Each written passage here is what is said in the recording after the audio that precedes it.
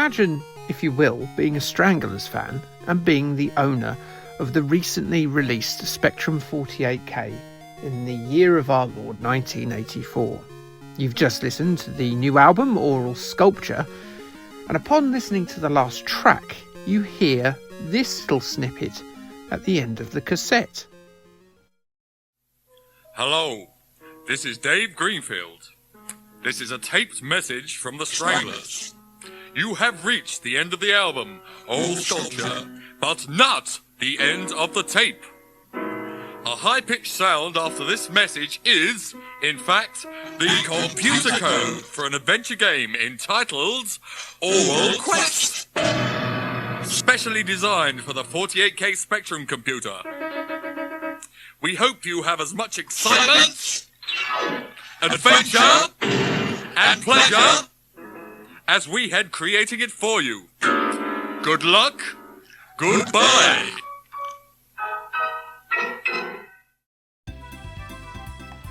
A whole game at the end of your album with this Rocher, really spoiling us, Jean-Jacques Bernal.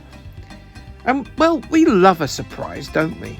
Okay, maybe not when you go to the doctors for a routine checkup and they look really concerned and they close the door and ask you to sit down and they tell you something about your life that's going to change it forever. Don't you go too far.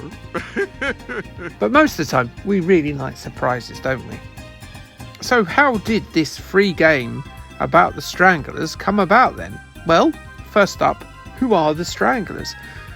They are a Guildford in Surrey formed rock band from the height of the mid-70s punk scene era. The Stranglers are a band that evolved too over their 5 decades, scoring 23 top 40 singles. There's absolutely no chance that you don't know a Strangler song. Golden Brown, Peaches, Always the Sun, No More Heroes, they were a hit machine.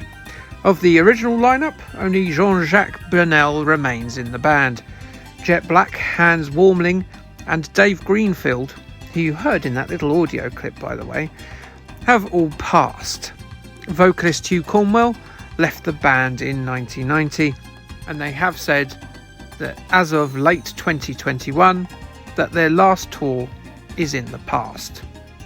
They are, though, one of the greatest, most enduring bands from the punk era and pretty damn cool to boot.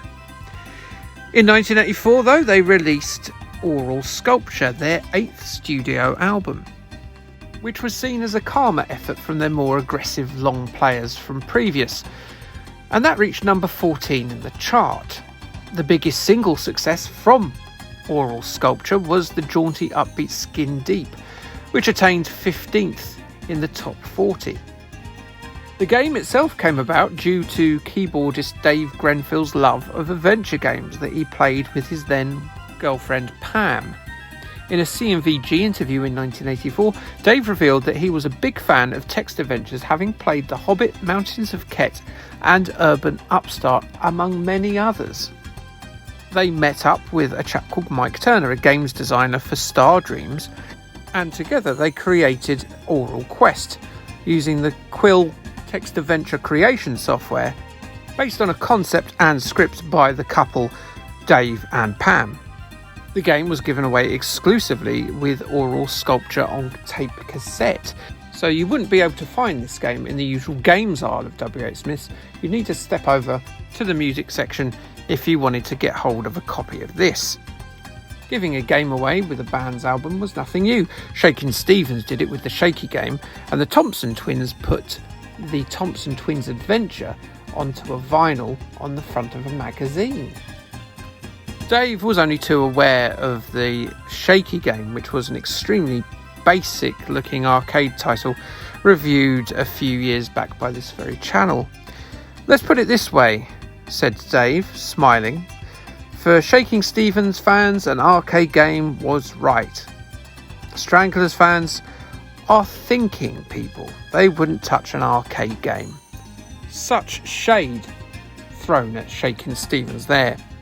Sadly, David Greenfield succumbed to COVID at the height of the pandemic, but he left behind quite the legacy. Golden Brown, the song that broke the Stranglers into the mainstream, a song beloved by many that you still hear regularly played on the radio. Well, that distinctive sound, that was Aural Greenfield. Truly a talented man indeed. So we all know it's an adventure game then, but what on earth has it got to do with the Stranglers? And what do you do in it? Well, you are, of all folk, the tour manager of the Stranglers. Your job is to go to various international locales and collect payments from various foreign promoters. Why you didn't get those payments at the time? I don't know. Seems a little bit short-sighted. And these are, of course, pre-internet times, so a polite phone call asking for a bank transfer, that ain't gonna do it. Bloody 80s. Come on, Berners-Lee, get your finger out. But there is another purpose for your international travel. See, some clumsy goit has broken the ear statue that is featured on the front cover of the album, and they've scattered it in the same places that you're going to collect your money from. What you need to do is you need to get the monies and the pieces of the ear statue and reunite them all back in London. The tour manager you play starts atop a ladder painting his house when the phone rings telling him he needs to go and get all the band's money, the lazy ponce. Start earning your keep. The game takes in places that the Stranglers actually played in, and some of the events and mishaps that befall the tour manager happened to the band themselves. For instance, they had a bit of trouble with the law in France the previous year, and it happens to the protag in the game too. There's a fair amount of humour scattered throughout the game. You'll have to remember to put the paintbrush down or you'll drip all over the place. And there's nice touches for Stranglers fans in the fact that if you go to certain locations, certain musical cues kick in. For instance, when you go down to the beach, a rather beepy rendition of the Peaches' first few notes are played. Other tunes contextually appear throughout, and I think that's a nice little treat. There's nothing in the way of graphics aside from the bits of the ear. It's a reasonable challenge, and while the game's lexicon isn't particularly large, it is a freebie game on the end of an album. You can't really complain, like you couldn't do about the Shakin' Stevens or Thompson Twins games either. Overall, the puzzles are fairly logical. You can tell that Dave Greenfield and his two other creators are experienced players of text adventures. Is it the best of the 3 freebie Spectrum games that you got with albums? It's better than the Shaky game, I'll give it that. I'd say the Thompson Twins game, although it's a bit esoteric, probably is the slightly better one out of the 2 text adventures. CMVG said, considering that it's not to be sold as software, the difficulty level is just about right.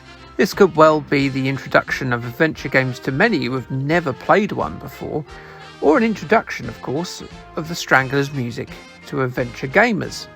So yeah, I'd say it's more golden than brown. Like, subscribe, and thanks, bye.